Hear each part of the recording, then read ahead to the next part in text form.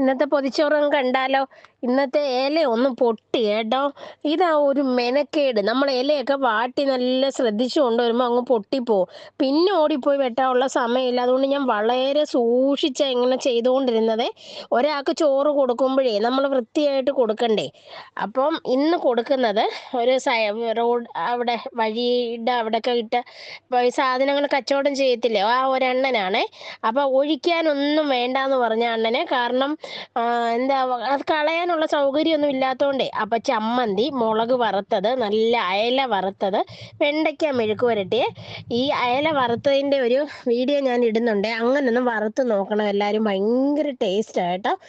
സത്യം പറയാലോ, ഓരോ വീഡിയോ എടുക്കുമ്പോഴും അതിൻ്റെതായിട്ടുള്ള ബുദ്ധിമുട്ടും ഒക്കെ ഉണ്ട്.